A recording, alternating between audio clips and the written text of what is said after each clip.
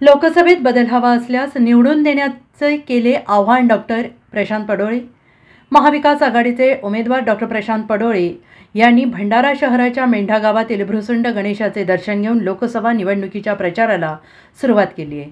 तर पहिल्याच दिवशी भंडारा तालुक्यातील जवळपास 32 गावात जाऊन भंडारा गोंदिया लोकसभेत बदल हवा असेल तर काँग्रेस पक्षाच्या पंजा निवडणूक चिन्हाला मतदान करण्याचं आव्हान डॉक्टर प्रशांत पडोळे यांनी मतदारांना केलेलं आहे। यावेळी पडोळे यांनी बांधावर काम करत असलेल्या शेतकऱ्यांशी आणि गावकऱ्यांशी संवाद साधलेला आहे।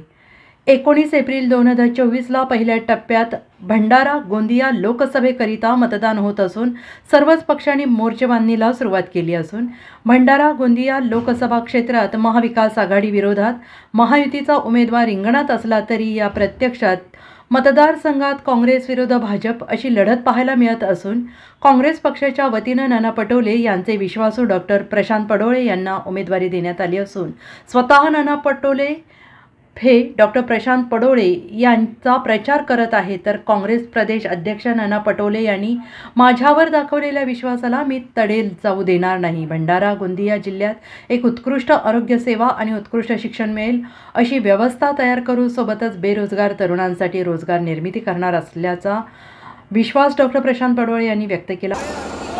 आपल्यातला जे तरुण आहे आणि आपल्या तरुणांना सगळ्यांना जे आपल्या सरकारने दाबून धरलेला बेरोजगारीचे प्रश्न असो त्यांच्यासाठी काहीच केलेलं नाही। आपला एकच वादा आहे, आपला सगळ्यांना मी बेरोजगारीच्या प्रश्नावर लोकसभेमध्ये लढेल। शेतकऱ्यांच्या हक्कासाठी मी आपण निवडून दिलं तर लोकसभेमध्ये लढा देईन। तसेच या भंडारा आणि गोंदिया जिल्ह्याच्या विकासात्मक कामाचे जे प्रश्न आहेत त्याच्याने मी इमानदारीने लोकसभेने मांडेन आणि त्याच्यासाठी लढेन।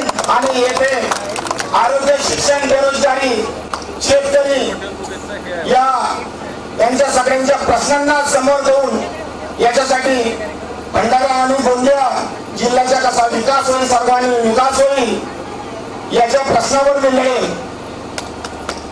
आपण सगळ्यांना मला निवडून दिलं तर मी या सगळ्या गोष्टींना वचनबद्ध राहील एवढंच मी आपल्या सर्वांना वचन देतो। तर यावेळी काँग्रेस प्रदेश अध्यक्ष नाना पटोळे म्हणाले की ही निवडणूक माझी किंवा डॉक्टर प्रशांत पडोळे यांची नाही तर सामान्य लोकांची आहे। निवडणूक आहे त्यामुळे भंडारा गोंदिया लोकसभा क्षेत्राचा विकास हवा असेल तर काँग्रेसशिवाय पर्याय नाही। बाईट नाना पटोले काँग्रेस प्रदेश अध्यक्ष।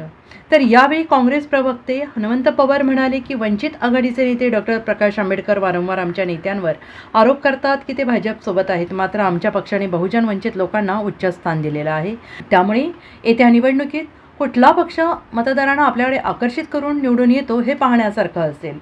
महाराष्ट्रातले अतिशय थोर नेते ॲडव्होकेट प्रकाश आंबेडकर यांनी काल प्रेस कॉन्फरन्स घेऊन सांगितलं की नाना पटोले भाजपचे माणूस आहेत। आदरणीय प्रकाशजी, तुमच्याबद्दल आम्हाला आदर आहे। तुमच्या मागे जे आडनाव लागतं ते आडनाव आम्हाला खूप प्रिय आहे। तुम्ही डॉक्टर बाबासाहेब आंबेडकरांच्या घरात जन्माला आलात म्हणून तुमचे चरण सुद्धा आम्ही स्पर्श करू। पण तुम्ही भारतीय जनता पक्षाच्या दहशतीला न जुमानता नरेंद्र मोदी आणि अमित शहा यांच्या नाकावर राजीनामा फेकून आलेल्या आमच्या नानाभाऊंना तुम्ही भाजपाचे म्हणताय। तुम्ही भाजपाचे आहात प्रकाशजी।